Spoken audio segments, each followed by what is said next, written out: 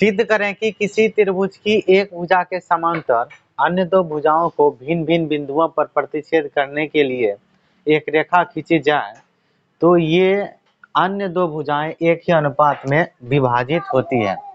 हल्ला नहीं करेगा, शांति से बैठल रहेगा। ये एक ही अनुपात में विभाजित होती है या करती है। तो ई प्रमेय जो है, इस प्रमेय का क्या नाम है? थेल्स प्रमेय। कौन सा प्रमेय?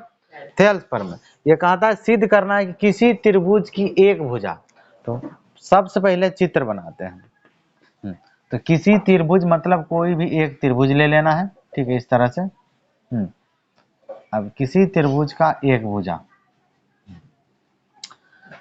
एक भुजा के समांतर किसी भी, चाहे ई भुजा ई भुजा ई भुजा, इसी के समांतर अन्य दो भुजाओं को, मतलब चलो इसी के समांतर एक रेखा खींच लेते हैं और ये जो अन्य दो है, ये अन्य दो भुजा को भिन्न भिन्न बिंदु पर प्रतिच्छेद करना, एक यहाँ पर एक यहाँ पर। इसके समांतर एक रेखा खींचा तो ये जो बचा शेष दो भुजा, ये दोनों, इसको भी प्रतिच्छेद यहाँ किया, इसको भी प्रतिच्छेद यहाँ किया। बिंदुओं पर प्रतिच्छेद करने के लिए एक रेखा खींची जाए, तो रेखा खींचे तो ये अन्य दो भुजाएं एक ही अनुपात में विभाजित होती है। ये दिया हुआ है। ये क्या है? मतलब दिया हुआ नहीं, सिद्ध करना है। मतलब कहने का अर्थ हुआ कि ए, पहले नाम देते हैं बी सी डी ई। मतलब प्रश्न में दिया है कि जो बी सी समांतर है डी ई है और ए बी को बिंदु डी पर प्रतिच्छेद कर रहा है, ए सी को बिंदु ई पर प्रतिच्छेद कर रहा है, डी ई रेखाखंड, ठीक है। और हमको जो सिद्ध करना है, लास्ट में क्या लिखा है? ये दो भुजाएं एक ही अनुपात में विभाजित होती है। मतलब ए डी बटे डी बी बराबर ए ई बटे ई सी। इसी को तो थेल्स प्रमेय कहते हैं। क्या कहते हैं? थेल्स प्रमेय। ये हमको प्रूफ करना है। कैसे करेंगे देखते हैं हम। तो सबसे पहले हम लिखेंगे दिया गया है। दिया गया है, क्या दिया है कि भाई ए बी सी एक क्या दिख रहा है? त्रिभुज है। लिखेंगे ए बी सी एक त्रिभुज है, लिख दिया। फिर जिसमें क्या देख रहे हैं कि जिसमें ये जो है बी सी भुजा डी ई के समांतर है।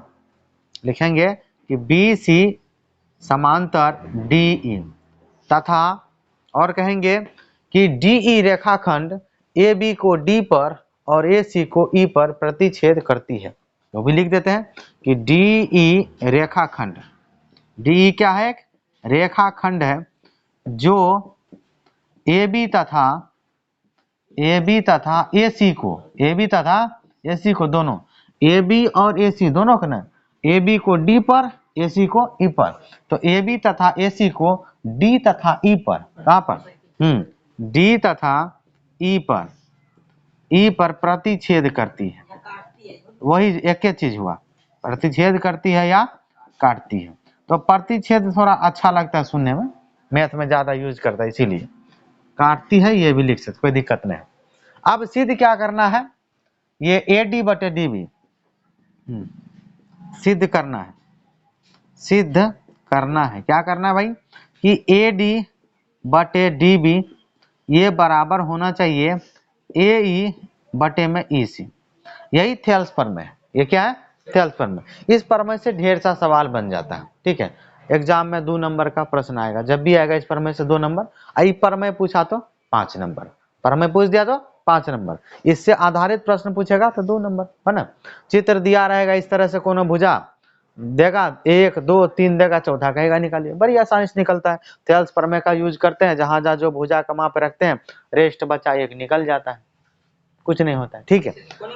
हाँ, कोना कोनी गुना करेंगे, इसको इससे इसको इससे, जो जिसको निकालना उसको पकड़ कर रखो, बाकी को भेज दो, अपने आ जाएगा। समझ में आया? ये चीज है। अब सिद्ध करेंगे, तो सिद्ध करने के लिए हमको करना होगा थोड़ा सा रचना। क्या करना होगा? बिना रचना के हो ही नहीं सकता। चलो रचना करते हैं। रचना सबसे पहले हम क्या काम करते हैं कि यहाँ से जो डी बिंदु है और ये जो सी बिंदु दिख रहा है, तो डी और सी को आपस में क्या करते हैं? मिला देते हैं। और बी और ई को भी मिला, पहले बी को ही मिलाते हैं। पहले हम क्या करते हैं? बी को मिला देते हैं। ये बी को मिला दिए किससे? ई से, ठीक है। और उसके बाद ये जो त्रिभुज है ए डी ई दिख रहा है ना, ए डी, ये भी लिख लेते हैं। बी को किससे मिलाया, बी को ई से मिलाया, बी को ई से मिलाया, तो ये भी एक तरह से रचना ही हो गया। ठीक, उसके बाद इसमें यहां पर बिंदु ई से एक लंब डालना होगा, बिना लंब डाले सिद्ध नहीं होगा। ठीक है, तो किस पर डालें, ए बी पर। इसका नाम देते ई, एफ नाम देते, चलो एम नाम देते, सबसे अच्छा नया नाम एम। तो जो है ई एम लंब कहां पर डाला हुआ है, ए बी पर। ये पूरा भुजा है ना ए बी, तो ई एम लंब, तो लंब का मतलब क्या होता है 90 डिग्री, यहाँ पर 90 डिग्री का चिन्ह दिया। तो हमने कहा कि ए बी पर लंब डाले हैं ई एम, तो इसको भी लिखेंगे कि ई एम लंब किस पर है, ए बी पर, ये भी रचना की है। ठीक है, और थोड़ा आगे बाद में करेंगे। अब देखो हमको लाना क्या है, वो देखो हमको लाना है ए डी बटे डी बी। तो ए डी मतलब इतना ठो, यानी ई त्रिभुज में आ सकता है ए डी, और डी बी, तो डी बी इतना है तो ई त्रिभुज में, इसीलिए रचना की है। अगर ये रचना नहीं करता तो डी बी यहाँ त्रिभुज नहीं बनता, चतुर्भुज बन जाता। क्या बनता, हाँ, तो इसीलिए रचना की है। तो अब क्या करेंगे हम, ई त्रिभुज और ई त्रिभुज में कुछ इस तरह से लगाएंगे ताकि बटे में आ जाए। क्या आ जाए, बटे में। तो हम बटे में लाना है ना, तो त्रिभुज का क्षेत्रफल निकाल लेते। क्या लेते हैं, दोनों का, ऊपर वाला त्रिभुज यानी त्रिभुज ए डी ई का क्षेत्रफल निकालो, और त्रिभुज डी बी ई का, उसी का निकालना है जिसमें ये नाम आवे। क्या आवे, नाम। ठीक है, दोनों का क्षेत्रफल निकाल लेते हैं, किसमें, बटे में, यानी अनुपात में ही निकालते हैं। ठीक है, देखो क्या होता है, आप यहां से सिद्ध कर लेते हैं, सिद्ध। तो हमने कहा कि ई त्रिभुज का क्षेत्रफल निकालना है, दोनों किसमें, अनुपाते में निकालना है। बटे का मतलब क्या होता है, अनुपात, अनुपात माने बटे। तो हम निकालेंगे एरिया ऑफ त्रिभुज, कौन सा त्रिभुज, पहले A D E, area of त्रिभुज ए डी ई, अब बटे एरिया ऑफ त्रिभुज किसका, नीचा वाला बी डी ई, कौन सा, बी डी ई, ये दोनों का निकाल लेते क्षेत्रफल, दोनों का। तो दोनों का एरिया का मतलब क्षेत्रफल, कौन सा त्रिभुज का, ऊपर वाला, कौन सा, ए डी, अब बाद में बी डी। तो क्षेत्रफल का फॉर्मूला क्या होता है त्रिभुज का, 1/2 गुना आधार गुना शीर्ष लंब या ऊंचाई, यही ना होता। त्रिभुज का क्षेत्रफल क्या होता है, 1/2 गुना आधार गुना शीर्ष लंब या ऊंचाई। तो 1/2 तो सूत्र में आता है, 1/2 क्या आता है सूत्र में, गुना आधार। तो बताओ भाई, जो त्रिभुज है ए डी ई, इसमें आधार ए डी ई में आधार कौन बनेगा, आधार किसी को भी बना सकते हैं, आधार किसी को बना सकते हैं, लेकिन हम ये कहेंगे जहां से लंब डाले हैं वही वाला भुजा आधार लेना, क्योंकि हमको क्या आना चाहिए, ए डी आना चाहिए। क्या आना चाहिए, तुम ए डी को भी बना सकता है, डी ई को बना सकता है, ए ई को बना सकता है, लेकिन लंब यहां से इस नीचे में डाले तो इसको आधार बनाओ, किसको, ए डी को। किसको बना, ए डी को, क्योंकि हमको ए डी लाना है। ए डी और शीर्ष लंब क्या हुआ, जो 90 डिग्री है, 90 डिग्री कौन बन रहा है, ई एम या एम ई, यही ना 90 डिग्री, ये हुआ शीर्ष लंब, तो ये हुआ हमारा ई एम। ठीक है, और नीचा निचल का आप लाख लिखेंगे। तो एरिया ऑफ त्रिभुज बी डी, तो बी डी यहाँ नीचा देख रहा है, बी डी ई, ये इतना, यही ना। इसमें भी सूत्र चलेगा 1/2 गुना आधार। तो इसका आधार क्या होगा भाई, हैया, इसका इधर वाला लिए तो इसका भी इधरे वाला लो, तब ना डी बी आएगा बटे में। क्या आएगा, क्या चाहिए ना, डी बी, डी बी। तो ये हो गया डी बी, क्या हो गया, डी बी। और शीर्ष लंब इसका क्या बनेगा, हाँ, ई एम तुमको नहीं दिख रहा है कौन सी किए हैं, लंब डाले हैं तो 3 भुजा होगा। हार बुर्बक, त्रिभुज में लंब नहीं डालते हैं, लंब डाले तो एगो त्रिभुज न बना, ही नहीं बना। तो कौन सा त्रिभुज नहीं, ई बड़का ए डी ई, छोटा वाला का चर्चा नहीं है ना, क्या नहीं होगा। ये बताओ त्रिभुज का क्षेत्रफल क्या होता है, 1/2 गुना आधार गुना शीर्ष लंब। तुम्हारे पास शीर्ष लंब है, शीर्ष लंब कहां से लाओगे, तो डालोगे ना, रचना करोगे ना। आर बुर्बक नहीं था, त्रिभुज का क्षेत्रफल क्या होता है, 1/2 गुना आधार गुना शीर्ष लंब, हम वही नहीं लिखे हैं, 1/2 गुना आधार और गुना शीर्ष लंब। ये कौन चीज है, शीर्ष लंब किसको कहते हैं, त्रिभुज के शीर्ष से जो लंब डालते हैं। ये भी शीर्ष है, यहां से डाल सकते हैं, ये भी शीर्ष है, 30 भुजा पर डालेंगे, ये शीर्ष है, 30 भुजा पर डालेंगे। समझ में आया बात, शीर्ष लंब जब तक नहीं देगा त्रिभुज का क्षेत्रफल कैसे निकालोगे। या दूसरा उपाय हिरोन सूत्र, तो भाई यहाँ हिरोन सूत्र तो लगेगा नहीं, ऑलराउंडर फॉर्मूला है वो, और सभी त्रिभुज में लगता है, शीर्ष लंब रहे नहीं रहे, उसको दिक्कत उसको नहीं है। समझ में आया? तो हम त्रिभुज का क्षेत्रफल निकाल रहे हैं। खोपड़ी में बात गया? हाँ, तो त्रिभुज के क्षेत्रफल में आता है 1/2 गुना आधार गुना शीर्ष लंब। ये EM कोई भुजा नहीं है, ये शीर्ष से लंब है, शीर्ष से लंब, जिसको हम शीर्ष लंब कहते हैं। ये E भी त्रिभुज का शीर्ष है, ADE का, तो शीर्ष से यहाँ पर लंब डालें, इसको शीर्ष लंब कहेंगे। ठीक। अब इसका शीर्ष लंब कौन सी होगा? BDE का। तो जो शीर्ष लंब E इसमें है त्रिभुज ADE का, वही शीर्ष लंब इसका भी काम करेगा, क्योंकि त्रिभुज टेढ़ा है। तो शीर्ष लंब का मतलब होता है सीधा 90 डिग्री। 90 डिग्री सीधा होता है कि टेढ़ा होता है?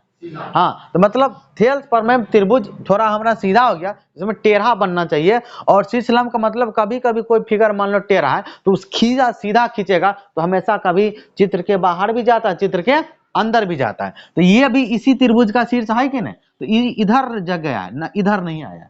ठीक है, तो यही शीर्ष लंब EM इस त्रिभुज में भी काम करेगा।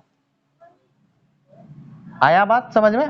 तो दोनों त्रिभुज का, इस त्रिभुज का और इस त्रिभुज का शीर्ष लंब क्या होगा? EM ही होगा।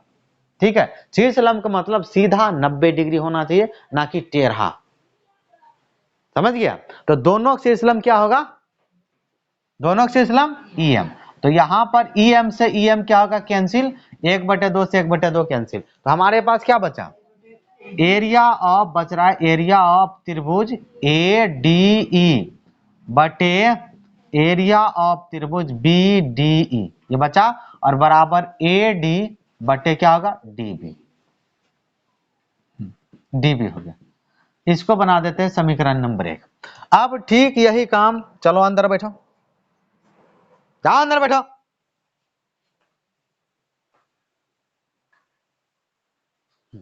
अब ठीक यही काम हमको क्या करना? इस तरफ करना है। तो हमको इधर सोचना पड़ेगा। इधर देखो, एक तरफ का ये लाए, इधर आना चाहिए AE बटे EC। तो AE इधर आ, EC इधर आ रहा है, तो इस तरफ भी रचना करना पड़ेगा, बिना रचना किए नहीं होगा। तो इसमें क्या करना होगा? देखो EC आना चाहिए, तो कुछ इधर तो त्रिभुज नहीं बन रहा है, इसको क्या करते हैं? C को D से मिला देते हैं। तो अब E वाला त्रिभुज लेंगे, दोनों मिला दें। इसको थोड़ा देर के लिए समझ लो, खत्म। अब इस भुजा पर भी हमको क्या करना होगा? लंब डालना होगा, जो कि दोनों जैसे इसमें ये वाला लंब इसमें भी काम किया था, इसमें भी किया था ना, ठीक उसी तरह D शीर्ष से अब इस भुजा पर यहाँ पर लंब डालेंगे, यहाँ पर M के बाद यहाँ इसका नाम दो M। तो अब फिर से त्रिभुज लेंगे ADE, ठीक है, और दूसरा त्रिभुज CDE, यानी ये दोनों त्रिभुज, ये दोनों मिला के, और ये पूरा त्रिभुज यहाँ इसमें, दोनों त्रिभुज का फिर क्या निकालेंगे? क्षेत्रफल।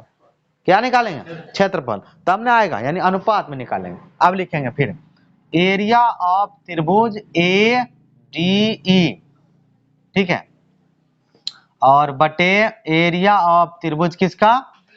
CDE, CDE इसका, तो CDE ये वाला हो गया, बराबर। तो सूत्र क्या होता है? 1/2 ऊपर का वाला गुना आधार। तो त्रिभुज कौन है? ADE, तो ADE, तो आधार कौन सी हुआ? तो हम क्या बोले? AE लेना है। कौन सी लेना है? और जिस पर लंब डाला गया, इसी भुजा पर से लंब डालें, ये वाला लेना है। ठीक है, तो ये DN, ये हो गया DN, और गुना शीर्ष लंब कौन सी? शीर्ष लंब कौन सी? गड़बड़ ले लिए। 1/2 गुना आधार, आधार का नाम क्या लेंगे? AE, ये हुआ आधार AE, और गुना शीर्ष लंब कौन सी? DN, DN हो गया शीर्ष लंब, हो गया। नीचे वाला हम फिर से वही चलेंगे, तो 1/2 और गुना त्रिभुज है CDE, तो CDE, तो इसका आधार क्या लेंगे? EC लेंगे। क्या लेंगे? गुना हो गया हमारा EC, और गुना शीर्ष लंब दोनों को, वही शीर्ष लंब कौन सी आएगा? DN, DN होगा। ठीक है, अब DN से DN कट गया, 1/2 से 1/2 कट गया, तो क्या निकल करके आया? एरिया ऑफ त्रिभुज ADE, और बटे में आ रहा है कि एरिया ऑफ त्रिभुज, एरिया ऑफ त्रिभुज क्या नाम है? CDE, बराबर क्या हो गया? AE, और बटे में EC। इधर जो किए वो रचना हम नहीं लिखे हैं, उसको लिख देते हैं। रचना में क्या क्या था? C को B को E से मिलाया, वो लिखा हुआ है, C को D से मिलाया, पहले C को D से मिलाया, ये भी लिख देते हैं, C को D से मिलाया। और एक काम किया था, DN लंब AC डाला, ये भी लिखो, कि डी एन लंब ए सी पर डाला। चलो हो गया रचना कंप्लीट। इसको बना देते हैं समीकरण नंबर 2। समीकरण नंबर 2, समीकरण 1 और 2 में देखो ये वाला त्रिभुज इसमें भी है, ये क्षेत्रफल में ये भी दोनों है, मतलब इसका इसका बराबर है, नीचा नीचा अलग अलग है, नीचा नीचा मतलब यहाँ जो नाम है वही नाम यहाँ है। हम सोचते हैं ये नीचा अभी दोनों एक जैसा आ जाए, दोनों बराबर रहेगा तब ना एक जैसा आएगा, तो उसको हमारा काम है बराबर करना। क्या काम है? अब थोड़ा 9th का जरूरत पड़ेगा, 9 क्लास का। तो 9 क्लास में जो बचा हुआ त्रिभुज है, यानी ये वाला चीज को बराबर दिखाना है, तो इसको जरा चित्र में देखते हैं। BDE ये दिख रहा है ना, ये वाला त्रिभुज, और नीचे हम CDE ये वाला, ये दोनों और ये दोनों। तो ध्यान से देखेगा तो ये दोनों त्रिभुज जो है एक के आधार और एक के समांतर रेखा पर बना हुआ है, ये CDE। तो ये वाला देखो, ये वाला त्रिभुज ऐसे ये गया एक, ये CD ऐसे करके ये हुआ CDE। इसमें आधार क्या आया? D, आधार क्या है? D। अब एक त्रिभुज है BD, तो B से यहाँ गया DE, देखो दोनों में ये DE कॉमन आ रहा है, तो दोनों का आधार हुआ क्या? D, एक के आधार। और तुमको पता है ये DE भुजा और BC भुजा दोनों के आपस में समांतर। तो 9th में एक प्रमेय होता है कि एक ही आधार और एक ही समांतर रेखा के बीच बने त्रिभुज का क्षेत्रफल क्या होता है? बराबर होता है। कक्षा 9 में ये प्रमेय है, ठीक है। हम लिखेंगे कि चूंकि त्रिभुज कौन सा, सबसे पहले BDE तथा त्रिभुज कौन सा? CDE एक ही आधार तथा एक ही समांतर रेखा। एक ही आधार का नाम दे देते हैं सबसे, तो एक ही आधार का नाम क्या है? D। एक ही आधार D तथा एक ही समांतर रेखा, समांतर रेखा क्या नाम है? दो नाम, BC और DE, BC और D। समांतर रेखा में दो भुजा होगा, BC और D या दो रेखा के बीच स्थित है, के बीच उसी के बीच में स्थित है। जब ऐसा कोनो शर्त होता है तो दोनों त्रिभुज का क्षेत्रफल क्या होता है? बराबर होता है। तो हम इसलिए कह सकते हैं कि एरिया ऑफ BDE बटे नहीं बराबर, क्षेत्रफल में बराबर होगा, बटे में नहीं बराबर एरिया ऑफ त्रिभुज CD, दोनों का क्षेत्रफल क्या हो गया? बराबर। समीकरण नंबर 3। अब बताओ ये दोनों चीज तो बराबर हो गया, ये दोनों त्रिभुज का क्षेत्रफल बराबर, ऊपर वाला ऊपर से बराबर, नीचा वाला नीचा बराबर से। तो ध्यान से कर, ई पूरा सेट के बराबर हुआ कि नहीं? समीकरण 1 2 3 से हमको यही दोनों में दिक्कत था, ऊपर का तो प्रकाश बराबर दिखिए रहा, नीचल का हुआ पर कर दिए प्रमेय से, है। तो समीकरण 1 2 3 से क्या हुआ? अगर ये सब पूरा मतलब इस तरफ का बराबर है तो इस तरफ का भी क्या होगा? बराबर है। तो समीकरण 1 2 तथा 3 से, तो समीकरण 1, 2 तथा 3 से क्या निकल करके आएगा कि AD बटे DB बराबर होगा AE बटे में EC। हो गया, यही तो करना था प्रूव्ड। इसी का क्या नाम है? थेल्स प्रमेय। तो सिद्ध करें कि यदि एक रेखा किसी त्रिभुज की दो भुजाओं को एक ही अनुपात में विभाजित करे तो वह तीसरी भुजा के क्या होता है? समांतर। अब थेल्स प्रमेय का विलोम हो गया, उल्टा। तो इस बार हमारे पास जो है ना भुजा का अनुपात दिया है, जो भुजा का अनुपात अभी सिद्ध किए थे पिछले में, इस बार दिया है। अब बार रेखा समांतर करना, उस बार रेखा समांतर दिया था, उस बार रेखा समांतर दिया था। थेल्स प्रमेय में रेखा समांतर रहता है, ठीक है, भुजा का अनुपात बराबर करना पड़ता है। और थेल्स प्रमेय का विलोम में क्या होता है? भुजा का अनुपात दिया रहता है और रेखा को क्या दिखाना होता है? समांतर दिखाना होता है, ठीक है, ये चीज है। तो हल, तो इसमें भी त्रिभुज बनाना पड़ेगा, लिखा हुआ है ना, त्रिभुज की दो भुजाओं को, तो एक त्रिभुज बना लो, ठीक है, इस तरह से। ये बन गया त्रिभुज, ठीक है, नाम दिया ABC। ये रेखा ये जो रेखा है ये डी बात नहीं आपस में, यहाँ पर ये डी, यही इस बार हमारे पास ए डी बटे डी बी ये दिया हुआ है और ए बटे ई सी दिया हुआ है। ये जो है बी सी और डी इसको समांतर दिखाना है। क्या दिखाना है? समांतर। हल दिया गया है। क्या दिया है? दिया गया है। क्या दिया है? ए बी सी एक त्रिभुज है। ए बी सी एक क्या है? त्रिभुज है, जिसमें क्या पता है हमको? जिसमें क्या पता है? अनुपात भुजा का, यानी कि ए डी बटे डी बी बराबर ए ई बटे ई सी। ये हमें क्या है मालूम? सिद्ध क्या करना है? सिद्ध करना है।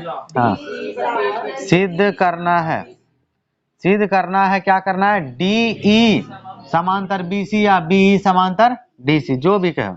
चलो सिद्ध करना है कि बी सी किसके समांतर हो जाए? डी ई के। किसके समांतर? ये सिद्ध करना है। अब देखो जो सिद्ध करना है, देखो अब यहाँ पर यही नहीं सिद्ध करना है कि बी सी समांतर डी, तो यहाँ पर कोई रचना उचना नहीं करना है, बिना रचना कर ले इस बार बन जाएगा। अब सिद्ध करने में क्या करेंगे? यहाँ से स्टार्ट करते हैं सिद्ध। यहाँ पर इसमें थोड़ा सा उल्टा मान लेंगे। क्या मान लेंगे? उल्टा। जैसे सिद्ध करते हैं ना √3 एक वह परिमेय संख्या है, कहते थे क्या? परिमेय।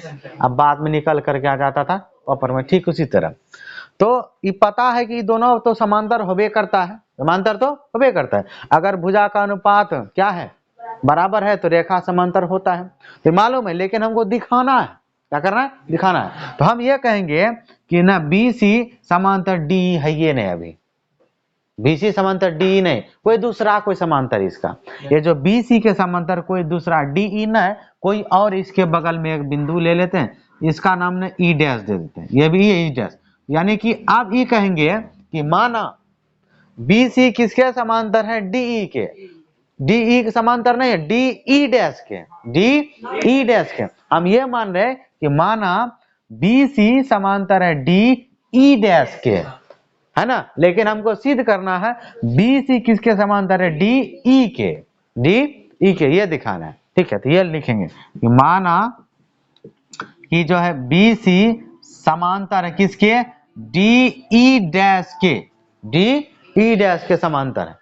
ठीक है। अगर तुमको पता है कि थेल्स प्रमेय में अगर भुजा का जो है ये भुजा समांतर होता है, रेखा समांतर होता है, तो भुजा का अनुपात क्या होता है? बराबर होता है। समझ? अगर रेखा समांतर, ये दोनों रेखा समांतर है, इसके अनुसार भुजा का अनुपात क्या होगा? बराबर होगा। तो इसके अनुसार से इस तरफ का भुजा का अनुपात निकलेगा ए डी बटे डी बी। क्या निकलेगा? ए डी बटे डी बी। और किसके बराबर होगा इस तरफ का? जल्दी बोलो। ए ई डैश, क्योंकि यहाँ समांतर जो है उसी का चलेगा। ए ई डैश बराबर ई डैश सी, बराबर ई डैश सी। यहाँ चलेगा ई डैश ए छूट गया, चलो ए ई डैश बटे ई डैश सी, ये चलेगा कि नहीं? ये कहाँ से आया? थेल्स प्रमेय से। ये जो भुजा रेखा समांतर था उससे निकाले, तो इसमें कारण में हम दे सकते हैं थेल्स प्रमेय से। किससे? थेल्स प्रमेय से। ये हो गया हमारा। ठीक है। अब लेकिन हमको पहले से पता है, ये वाला दिया हुआ है, ये पता है, लेकिन हमको पर पता क्या है? पर हमारे पास क्या मालूम है कि ए डी जो है डी बी, यानी ए डी बटे डी बी बराबर है ए ई बटे ई सी। ये कहाँ से उठा के लाए? दिया है अपने मसला है, ये प्रश्न में दिया था। इसको समीकरण नंबर 2 बना देते हैं। ये लिख देंगे कहाँ से लाए हैं? दिया गया है। ठीक है। अब जरा समीकरण 1 और 2 को देखो ध्यान से, कुछ निष्कर्ष निकलेगा। LHS तो क्या होना चाहिए? RHS बराबर होना चाहिए ना। तो समीकरण 1 तथा 2 से ये वाला RHS से RHS बराबर होगा, उसको लिखते हैं। समीकरण 1 तथा 2 से क्या निकला हमारे पास कि जो है ए ई डैश बटे ई डैश सी बराबर ए ई बटे ई सी। तो समीकरण 1 तथा 2 से क्या निकला कि ए ई डैश बटे ई डैश सी बराबर ए ई बटे ई सी। ए बटा ई सी। जरा इसको चित्र में देखो, ये क्या है, ये कहता है कि ए ई डैश, हाँ यानी कि ये इससे बराबर क्या पता चलता है पता है, ई वाला चीज इसके साथ बराबर है। जैसे समीकरण कोई होता है तो ऊपर से ऊपर बराबर रहता है, काटते हैं कि नहीं, बोलो हाँ कि नहीं, बराबर किस पर, तो ये ऊपर से ऊपर बराबर, नीचा से नीचा बराबर। जरा चित्र में इसको निहारते हैं क्या कहता है, ये कहता है ए ई डैश जितना है उतने ए ई है, उतने चित्र में देखो तो ए ई तो ये रहा, पहले ए ई है ना, नहीं पहले ए ई डैश है, ए ई डैश इतना बड़ा है, फिर वो कहता है कि ए ई के बराबर है। अब चित्र में देखो ए क्या बराबर है, ए ई छोटा है और ए ई क्या है बड़ा।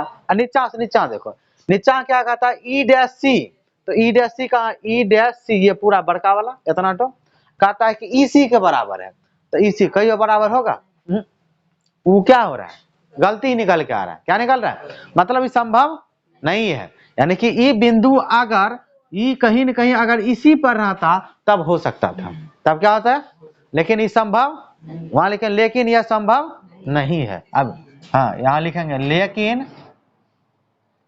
यह संभव नहीं है, संभव क्या है नहीं है। अतः हम जो माने मेरा माना हुआ क्या है गलत, अतः हमारी कल्पना क्या है गलत है। तो इसलिए जब ये माना हुआ चीज गलत है तो जो सिद्ध करना है वो सही है, इसीलिए क्या, इसीलिए क्या हो जाएगा, बी सी समांतर क्या निकलेगा, डी प्रूव्ड हो गया। ये तो सिद्ध करना था। प्रश्न है, एक पतंग और धरती पर के एक बिंदु के बीच डोरी की लंबाई 90 मीटर है। यदि डोरी जमीन से थीटा कोण इस प्रकार बनाती है कि tan थीटा बराबर 15/8, तो पतंग की ऊंचाई ज्ञात करें। ठीक है, अब इसका कहना है कि जमीन पर से कोई मतलब ऊंचा जगह पर आसमान में एक पतंग उड़ रहा है, तो भाई एक पतंग को हम उड़ा देते हैं, ठीक है, कुछ इस प्रकार से, है ना। यहाँ देखो, हल्ला मत करो, ऐसे देखो, ये ना पतंग हो गया, कुछ क्या पतंग बना कि नहीं, हाँ ये पतंग उड़ रहा है जमीन पे, ठीक है। अब यहाँ से अब तुम ही बताओ, पतंग जो उड़ेगा, पतंग का डोरी कभी सीधा होता है, टेढ़ा होता है। कोई आदमी यहाँ पर होगा, वो ऐसे करके कुछ इस प्रकार से उड़ा रहा होगा पतंग, तो उसका डोरी लगभग ऐसे, मतलब वो आदमी यहाँ होगा ऐसे करके अपना गुड्डी यानी पतंग उड़ा रहा है। अब क्या कहता है, बना दिया, ये पतंग हो गया उड़ रहा है, ये डोरी हो गया। अब सवाल में कहता है डोरी की लंबाई कहते हैं 90 मीटर, तो ये डोरी है, डोरी तिरछा होगा, झुका होगा, जब भी होगा सीधा कभी नहीं हो सकता है, 90 मीटर है। अब कहता है एक पतंग, और ये हुआ पतंग और धरती, यहाँ धरती हो गया, पर एक बिंदु के बीच डोरी की लंबाई 90 मीटर दे दिए। यदि डोरी जमीन से, ये जो डोरी है यही ना जमीन है, जमीन से थीटा कोण बनाती है, कितना कोण बना रहा है, ये थीटा कोण बना रहा है, तो इस प्रकार बनाती है कि tan थीटा का मान कितना है 15/8, यानी tan थीटा का जो भी मान है वो निकल के आया है 15/8। कहता है कि पतंग की ऊंचाई, तो ये ही ना पतंग की ऊंचाई है, तो ये वाला तुमको बताना है कि कितना होगा। देखो अब क्या करेंगे, यानी पतंग की ऊंचाई नहीं दिया तो हम पतंग की ऊंचाई मान लेते हैं, और tan थीटा जो दिया उसको भी रख लेते हैं। तो सबसे पहले हम करेंगे माना कि पतंग की ऊंचाई, पतंग की जो ऊंचाई है वो कितना हो गया h, नाम दे देते हैं, नाम भी तो नहीं है, A B C, ये AB को दिखा रहा है जो कितना है h है। अब कोण थीटा कोण बनाती है और tan थीटा का मान 15/8, तो A C B यानी थीटा कोण है, यानी कोण, और ये क्या है, ये क्या है डोरी, हाँ पतंग का डोरी, तो डोरी की लंबाई, तो डोरी की लंबाई क्या है AC क्या नाम है उसका, बराबर 90 मीटर हो गया, और कोण तो थीटा बन ही रहा है पता है, और tan थीटा का मान कितना दिया है, tan थीटा बराबर 15/8। अब देखो, अब हमको पतंग की ऊंचाई निकालना है, तो यहाँ पर देखो ये जो 15/8 है कोई मीटर कोई सेंटीमीटर नहीं है क्या? अगर रहता तो सवाल में जरूर, जैसे यहाँ लंबाई है कर्ण में 90 मीटर जो डोरी है वो कर्ण का काम कर रहा है, उसी तरह ये लंब है, ये आधार है, ये लंब पतंग की ऊंचाई का काम करेगा, नहीं करेगा? आधार या धरती का काम करेगा। तो हमको लंब पता करना है इसी तरह मीटर में, इसी तरह पर tan थीटा का मान जो है हमको अनुपात में दिया है। बटे का मतलब क्या होता है? अनुपात, यानी 15/8 है, 15 और tan थीटा का फॉर्मूला तुमको पता है क्या होता है? लंब बटे आधार, यानी हम कह सकते हैं लंब जो है 15 है, आधार 8 है। ये मत कहना कि लंब 15 मीटर है, ये नहीं कह सकते हैं, कहीं पर लिखा हुआ है कि इसमें मीटर में या सेंटीमीटर में, यानी ये अनुपात में है। ये किसमें? तो हम इसको आगे बढ़ा कह सकते हैं कि tan थीटा बराबर क्या होता है? tan थीटा बराबर क्या होता है? लंब बटे आधार, यही ना होता है। और लंब बटे आधार किसके बराबर? 15/8 के बराबर, यानी यहाँ से जो लंब है निकल करके आएगा 15 और आधार निकलेगा कितना? 8। तो ये अनुपात में निकला, किसमें निकला? हाँ, तो जो अनुपात का चीज है उसको x मान लेते हैं। क्या मान लेते हैं? x, यानी कि अनुपातिक राशि अगर x होगा तो यहाँ से लंब कितना होगा? 15x। कितना होगा? नहीं होगा। अगर अनुपातिक राशि x है तो लंब कितना होगा? 15x। और आधार कितना होगा? 8 है। खाली x को दोनों में चिपका देना है, ठीक है। अब तो हम वही करेंगे। तो यहाँ से हम कह सकते हैं ना कि यहाँ से ऐसे मान लेंगे, तो माना जो लंब है, लंब बराबर कितना? 15x। ये लंब कितना हुआ? 15x, इसमें x चिपकाना। आधार कितना? आधार जो हुआ 8x। आधार कितना? अब लंब है आधार है, क्या लंब और आधार से कर्ण नहीं निकलेगा? कर्ण निकालना है। जितना भी कर्ण निकलेगा वो बताओ 90 के बराबर होगा कि नहीं? क्योंकि 90 दिया हुआ है, 90 तो निकला हुआ है ना। हमारा काम वही है, तो इसमें लगाओ, यानी कि वही पाइथागोरस प्रमेय, तो उसको लगाएंगे पाइथागोरस प्रमेय से। पाइथागोरस प्रमेय से अगर इसमें पाइथागोरस प्रमेय लगाते हैं तो पाइथागोरस प्रमेय क्या होता है? कर्ण स्क्वायर बराबर लंब स्क्वायर जोड़ आधार स्क्वायर। तो कर्ण कौन सा भुजा है? AC, है ना। तो AC स्क्वायर बराबर कर्ण स्क्वायर बराबर लंब, लंब कौन? AB, AB का स्क्वायर और आधार कौन? BC का स्क्वायर। आधार कौन? BC का स्क्वायर, ठीक है। तो हमारे पास आएगा कि AC कितना है? AC का ना, तो AC का मान था ये ना, स्क्वायर के ऊपर भजा, स्क्वायर को उस पार लेके जाएंगे, कौन जाएगा? रूट में जाएगा। तो AB का मान कितना है? AB का मान, यानी AB कितना? ये ना AB कितना है? 15। तो इसको लिखेंगे 15x का होल स्क्वायर, और BC कितना है? ये आधार, ये 8 हो गया, तो 8x का होल स्क्वायर हो गया। तो हमारे पास निकलेगा कि AC बराबर रूट अंदर 15 का x का स्क्वायर कितना होगा? 225, और x है तो x स्क्वायर, तो 15 का स्क्वायर हो गया 225 x स्क्वायर, 8 का स्क्वायर हो गया 64, इसका भी x स्क्वायर, ठीक है। हाँ, दोनों को जोड़ देंगे, जुड़ जाएगा। तो AC बराबर कितना निकलेगा? हाँ, 289 एक्स स्क्वायर, है ना। 289 एक्स स्क्वायर, और 289 का वर्गमूल होता है 17, और एक्स स्क्वायर का निकलेगा एक्स स्क्वायर कितना निकलेगा? अब बताओ AC का मान कितना है? रख लेते हैं। AC का मान कितना है? 90। AC का मान कितना है? 90, और बराबरी कितना हुआ? 17x निकला ना। हमको x का मान निकालना है। x का मान जैसे निकलेगा तो यहाँ पर हमको क्या चाहिए? लंबन चाहिए, यही चाहिए, पतंग का ही ऊंचाई चाहिए। तो पतंग का ऊंचाई कितना माना हुआ है? लंब, लंब कहते हैं 15x, उसमें x का मान रख देंगे, और जो है पतंग ऊंचाई निकलेगा कि नहीं? तो x को अकेला करो, ये कितना हो जाएगा?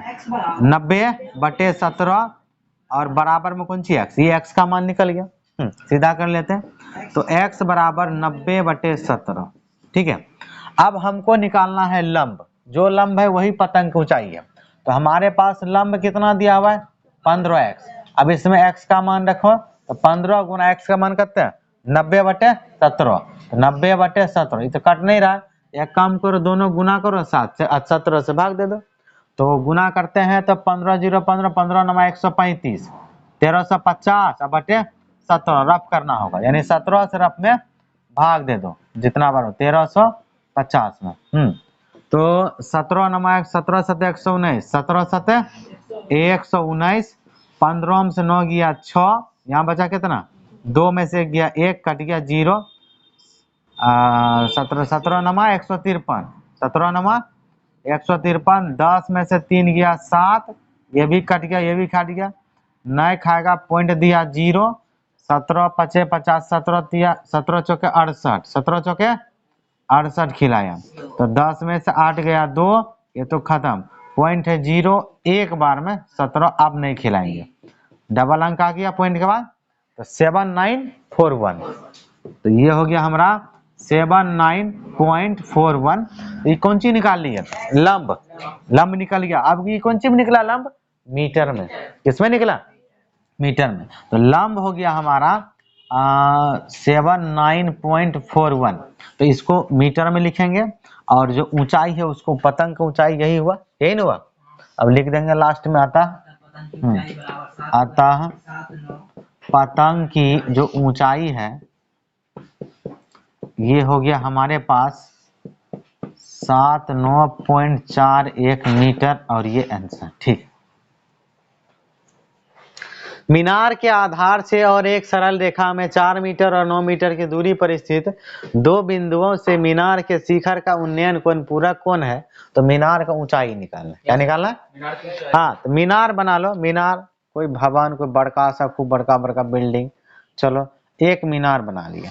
अब क्या कहता है? मीनार के आधार से, तो ये मीनार का आधार हुआ, ये मीनार का शिखर हुआ, तो यहाँ से मतलब यहाँ से क्या कहता है? आधार से एक सरल रेखा में, सरल रेखा मतलब सीधी रेखा में, तो एक सीधा रेखा में है ना, सीधा रेखा में 4 मीटर और 9 मीटर की दूरी पर, तो यहाँ से 4 मीटर, तो चलो भाई यहाँ से मान लेते ये कितना है? 4 मीटर, तो ये दूरी हो गया 4 मीटर, ठीक है। और फिर कहा 9 मीटर, तो 9 मीटर यहीं से, क्योंकि आधारेज बोला है कि आधार से, तो फिर यहीं से कोई दूसरा बिंदु जाएगा 9 मीटर तक, चलो ये हो गया, तो यहां से ये वाला बिंदु यहां तक 9 मीटर, ठीक है। कहा 4 मीटर और 9 मीटर की दूरी पर स्थित दो बिंदु, तो ये बिंदु 4 मीटर पर है और ये बिंदु 9 मीटर पर है। कहां से? आधार से। कहां से? मतलब यहां से, है ना। अब कहा था मीनार के शिखर का उन्नयन कोण पूरक कोण है, तो मीनार का शिखर कोण यही ना, शिखर यही ना, तो उन्नयन कोण बनता है नीचे। कहां पर? नीचे। तो यहाँ जो बन रहा है उन्नयन कोण ऐसे करके, तो ये पूरक कोण है। क्या है? पूरक। तो पूरक समझता है ना क्या होता है? पूरक समझता है कि नहीं? पूरक का मतलब होता है ऐसा दो कोण जिसको जोड़ने से 90 डिग्री हो जाए। क्या हो जाए? हाँ, तो मान लो भाई अगर ये वाला कोण थीटा है, तो दूसरा जो ये कोण होगा 90 डिग्री माइनस थीटा। क्या होगा? क्या होगा? 90 डिग्री माइनस थीटा। पूरक का मतलब अगर नहीं समझ में आता है, यहाँ देख लो, ऐसा अगर मान लो एक कोण थीटा है, दूसरा भी नहीं पता, दूसरा एक्स है, तो दोनों मिलकर कितना होता है? 90 डिग्री। दोनों मिलकर कितना होता है? एक को मांग रहे हैं ना थीटा, दोनों में से कोई कोण हमको पता नहीं है, पर दोनों के बारे में कहा है कैसा कोण है? पूरक। पूरक का मतलब दोनों को जोड़ेंगे 90 डिग्री। एगो थीटा पते है ना, ये नहीं ना पता है, एक्स का मान निकालेगा तो एक्स बराबर कितना आएगा? 90 डिग्री माइनस थीटा आया ना, मतलब एक्स का जो मान आएगा 90 डिग्री माइनस थीटा। अगर एक थीटा तो दूसरा 90 डिग्री माइनस थीटा, इसीलिए लिखे हैं एक को थीटा दूसरा को 90 डिग्री माइनस थीटा। कोनो दिक्कत नहीं, आगे बढ़ते हैं। अब सवाल में क्या कहा है? पूरक कोण है, तो मीनार का जो ऊंचाई है, ये वाला ऊंचाई ये बताना है, यहां से लेकर के यहां तक ऊंचाई को h मान लेते हैं। ये पता नहीं है, जो पता नहीं है तो उसको क्या मान लो? h लिखे हैं, h मान लेते हैं, ठीक है। तो नाम भी नहीं दिया, नामकरण कर देते हैं a b c, ये वाला बिंदु d। माना मीनार का ऊंचाई है ना कितना? h, जो माप है वो दे देंगे। माना मीनार की ऊंचाई, मीनार की जो ऊंचाई है वो क्या हो गया? ऊंचाई के नाम भी है कुछ, क्या नाम है? ए बी, तो ए बी दे दिए, तो ए बी बराबर कितना मान लिया? एच मान लिया, है ना। और दूरी दिया है, बी डी का दूरी है 4 मीटर, मीनार के आधार से कोई बिंदु है, तो बी डी का जो दूरी है वो कितना मीटर है? 4 मीटर। बी से सी तक का दूरी कितना है? 9 मीटर। बी से सी तक का दूरी 9 मीटर। ये कोण थीटा बना रहा है, कोण ए डी बी, ये माना हुआ है थीटा, यानी कोण ए डी बी बराबर कितना है? थीटा। और दूसरा जो है सी वाला है ये 90 डिग्री माइनस थीटा, इसका नाम बनेगा कोण ए सी बी। लिखेंगे कोण ए सी बी बराबर क्या होगा 90 डिग्री माइनस थीटा। हो गया। अब क्या करना है, बारी बारी से लंब और आधार का संबंध लगाना है, क्योंकि आधार पता है लंब ही नहीं पता है ना। तो त्रिभुज ए बी डी में लगाएंगे लंब और आधार का संबंध। अब त्रिभुज कैसा है, तो समकोण। तो यहाँ पर लिखेंगे हम कि समकोण त्रिभुज ए बी डी में, हाँ सी नहीं डी, यहाँ तक ए बी डी यही वाला त्रिभुज लेना समकोण।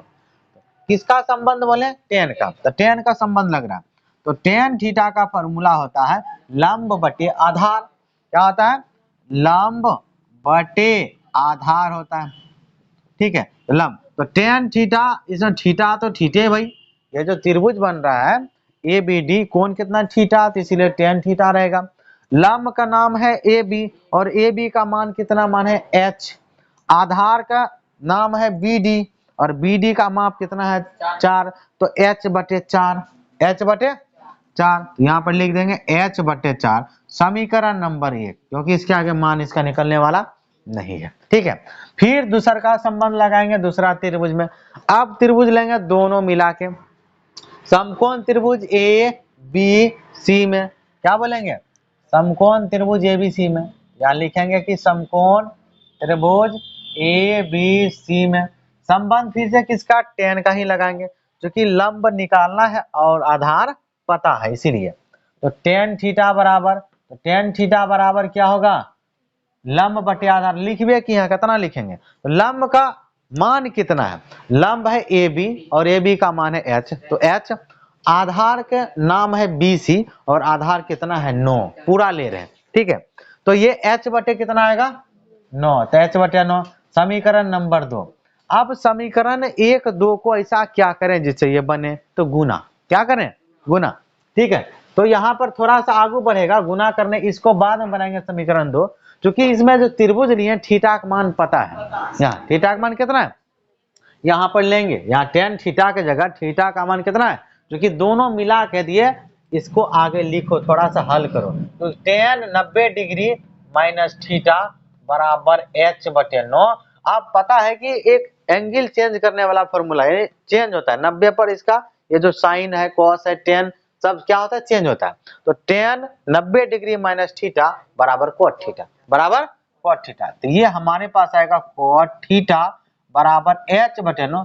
अब इसको समीकरण 2 लेना है, अब ये हल होगा। ठीक है, तो समीकरण 1 2 को गुना करेंगे। क्या करेंगे, गुना, तभी जाकर आएगा। यहाँ लिखेंगे कि समीकरण 1 तथा 2 को गुना करने पर, 2 को गुना करने पर, तो गुना करेंगे तो LHS को LHS से, RHS को RHS से, तो LHS मतलब बायां तरफ, ये टेन थीटा गुना होगा कोट थीटा से। इसको लिखेंगे कि tan theta into cot theta बराबर RHS मतलब H बटे 4 गुना H बटे 9। तो यहाँ पर लिखेंगे कि H बटे 4 गुना H बटे 9 हो गया। अब ये फॉर्मूला है त्रिकोणमिति का, tan theta into cot theta बराबर क्या होता है 1, तो ये 1 देगा बराबर h गुना h, h का स्क्वायर नीचा में 9 चौके 36 है ना। अब ये बटे में है, एक काम करते हैं इसके नीचे भी बटे लगाओ, तो कोना कोनी गुना, तो h स्क्वायर को 1 से गुना किया, ये हो गया h स्क्वायर, और 36 को 1 से गुना किया 36। स्क्वायर हटाएंगे तभी तो h निकलेगा, तो स्क्वायर जाएगा तो उधर कौन सी में बदलेगा, वर्गमूल में, तो रूट अंडर कितना 36, और h का मान कितना निकलेगा 6, और 6 कौन सी मीटर, सेंटीमीटर देख लो मीटर, 6 कौन सी मीटर। तो h किसको माने थे भाई, मीनार की ऊंचाई, यहाँ लिखा हुआ है ना, माना मीनार की ऊंचाई बराबर h, तो लास्ट में लिखेंगे अतः मीनार की ऊंचाई बराबर 6 मीटर। अतः मीनार की ऊंचाई, मीनार की जो ऊंचाई है बराबर कितना हो गया 6 मीटर आंसर। ठीक, प्रश्न है द्विघात समीकरण 2x square minus 2 root under x plus 1 बराबर 0 का मूल ज्ञात करें। देखो जब भी हमारे पर प्रश्न आए मूल ज्ञात करने वाला, सबसे पहले हम उसका डी चेक करें कि भाई डी किस प्रकार का होता है। डी तीन तरह का होता है। एक तो भाई अगर डी का मान 0 का बराबर हो जाए, अगर डी का मान तुम्हारे पास 0 के बराबर होता है ना, जितना डी और इधर भी इधर तो 0 पहले से, तो इधरों डी 0 आ जाए, तो उस स्थिति में क्या होता है, दो गो मूल समान होता है जिसको बराबर कहते हैं। अगर डी हमारा बड़ा निकले किससे, 0 से, मतलब इधर 0 है, इधर 0 से बड़ा 1 2 3 4 5 6 कुछ आ जाए संख्या, सिर्फ माइनस में नहीं होना चाहिए। किसमें, माइनस में नहीं होना चाहिए। तो उस स्थिति में दो गो विभिन्न यानी अलग अलग दो मूल निकलता है। ठीक है, तो जब भी मूल कहेगा तो डी चेक करेंगे पहले।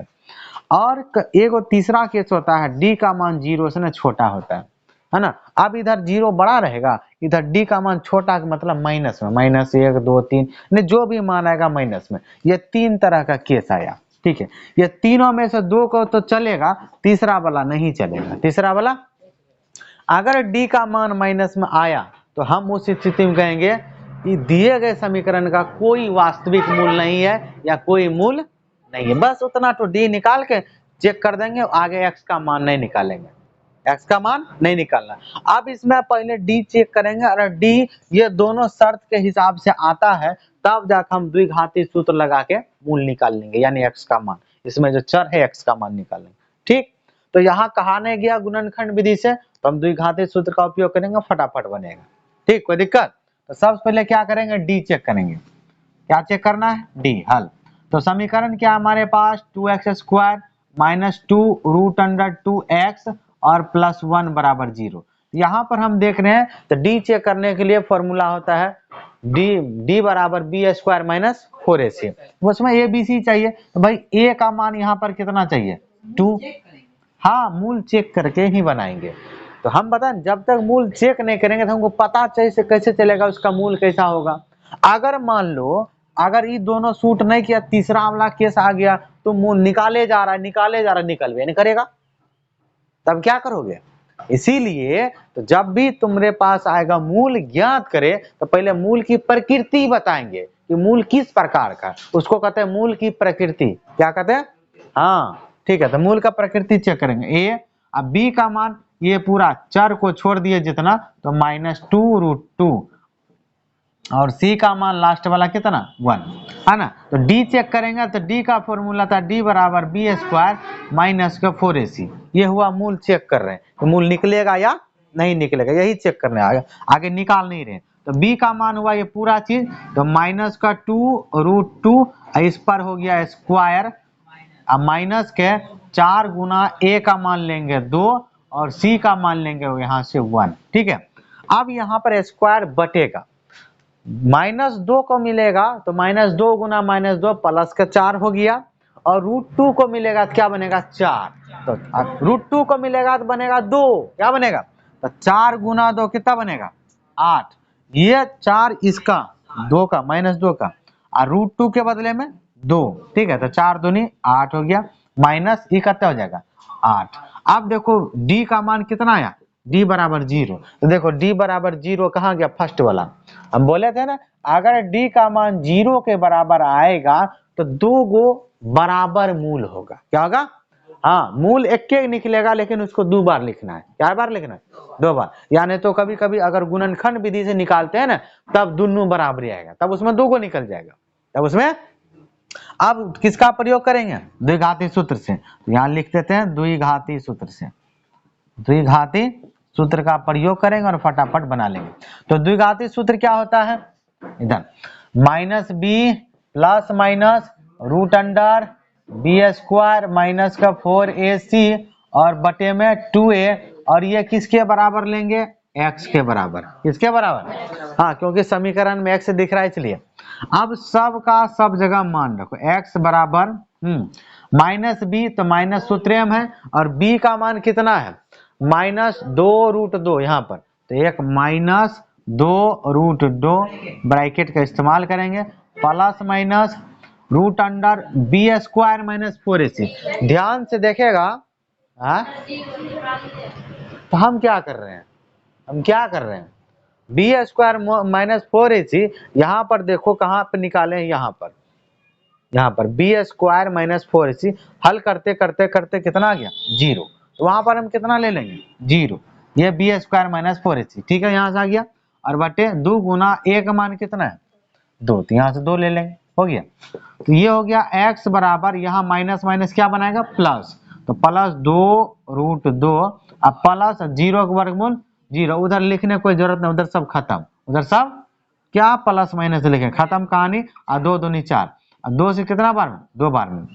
अब कोई भी प्रॉपर संख्या है, पूर्ण संख्या जो है, उसमें रूट में 2 संख्या गुना में रहता है, वही चीज, यानी ये 2 में हम लिख सकते हैं 2 को √2 गुने √2, 2 बार गुना करेंगे तब एगो 2 बनेगा। यानी इस 2 में क्या √2 है 2 गो है, तो ऊपर में एगो है, ऊपर का एगो से इसका एगो कटेगा तो यहाँ की बचेगा √2 बनेगा कि नहीं। तो हमारे पास क्या बचा, x का मान क्या आया 1/√2 मान आया 1 गो, लेकिन बोले थे d का मान कैसा आया है 0 के बराबर, तो 2 को बराबर मूल होगा, तो x बराबर एगो और मान लेंगे, यही बोला दोबारा 2 गो मान आएगा, ठीक है, ये मूल हुआ। इस तरह से मूल निकालना जब भी आएगा तो। किसी संख्या और उसके व्युत्क्रम का योग 10/3 है, तो संख्या ज्ञात करें, हिसाब कितनी छटका लगता है, देखो कहा किसी संख्या पता नहीं है, तो क्या लिखेंगे माना कि संख्या बराबर x, संख्या बराबर कितना x, क्या कहता है संख्या, यानी संख्या हो गया हमारे पास x, किसी संख्या आया x और उसका व्युत्क्रम माने उल्टा, माने संख्या का व्युत्क्रम निकालना है, संख्या का व्युत्क्रम, तो संख्या का जो व्युत्क्रम आएगा वो कितना आएगा 1/x, क्या कहा है किसी संख्या और उसके व्युत्क्रम का योग, तो संख्या भी आ गया, संख्या का व्युत्क्रम आ गया, अब आगे क्या लिखा योग, मतलब दोनों का जोड़ कितना है 10/3, तो आगे लिखेंगे हम प्रश्न से, क्या लिखेंगे दोनों का जोड़, मतलब x प्लस 1/x बराबर 10/3। अब एलसीएम ले लेते हैं बटे 1 लगा के, तो 1 और x का एलसीएम कितना होगा x, है ना, तो 1 से x में भाग दे x बार में, और x को x से गुना किया तो ये x² बनाएगा, अब प्लस सेम तो ऊपर वाला सेम, तो इसका बेचारा हैप्पी बर्थडे कर दो, हो गया 1 अब बराबर 10/3। अब यहाँ से कोना कोनी गुना कर देते हैं, ठीक है, तो 3 को x से गुना x² से गुना किया तो ये हो गया 3x² प्लस 3 को 1 से गुना किया 3, और बराबर 10 को x से गुना किया 10x, सबको एक तरफ ले आते हैं, तो बताइए ये 10x इस तरफ आएगा, कौन चीज चेंज होगा माइनस का, उधर 0 बच जाएगा, उधर क्या बचेगा 0, हमारे पास आएगा कि 3x², अब सदा के लिखेंगे माइनस के 10x और प्लस के 3 और बराबर 0, ये आया ना, कोई दिक्कत नहीं।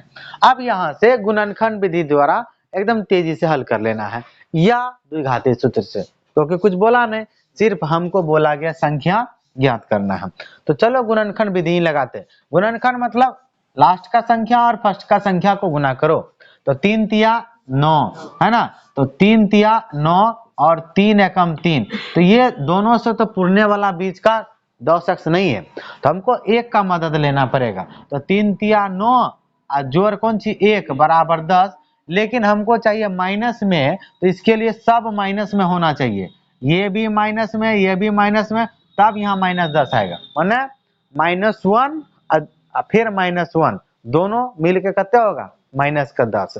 अब x में चाहिए भाई, इसमें भी x लगा दो, अब 1x नहीं होता 6x लिखेंगे, तो ये हो गया, मतलब -9x -9x फिर -x, दोनों मिलके कितना होगा 10x, वो भी किसका माइनस का, मतलब -10x को लिखना है, ये चीज क्या -9x और फिर माइनस के x, ये लिखेंगे इसके बदले में, ठीक है, तो ये हो गया 3x² माइनस के 9x माइनस के x प्लस के 3 बराबर 0 हो गया।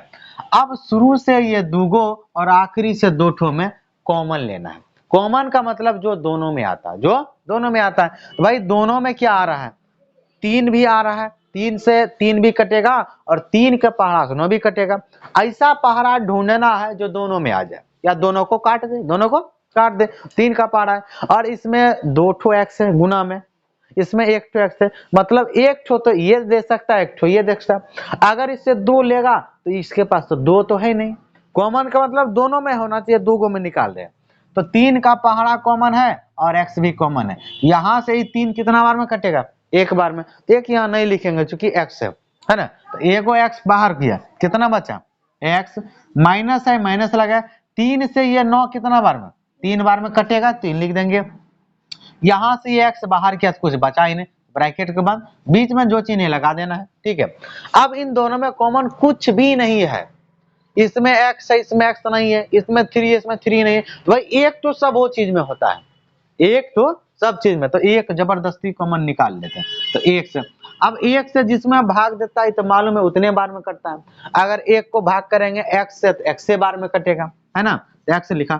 अब ये वाला चिन्ह गुना के लिखाएगा, माइनस प्लस माइनस, 1 से 3 में भाग दिया 3 बार में बराबर 0, फिर से यहां से और यहां तक में कॉमन वापस लेना है, तो इस बार ब्रैकेट वाला दिख रहा होगा दोनों एक जैसा है, दोनों को कॉमन ले लेना है, तो हमारे पास आएगा कि x माइनस 3, ये वाला चीज बाहर किया, क्या बचा 3x हो गया, यहां से ये वाला चीज बाहर है, क्या बचा -1 हो गया, बराबर के 0, कोई दिक्कत नहीं। एक बार इसके बराबर 0, एक बार इसके बराबर 0, यहाँ लिखेंगे यदि x माइनस 3 बराबर 0 तो x बराबर क्या होगा 3, माइनस का चीज बराबर को उस पर प्लस में, फिर लिखेंगे यदि 3x माइनस 1 बराबर 0 तो 3x बराबर माइनस का 1 उधर जाके प्लस में, और x के साथ 3 गुना में है तो उधर जाकर किसमें चेंज होगा, भाग में, मतलब बटे में, तो 1/3 हो गया।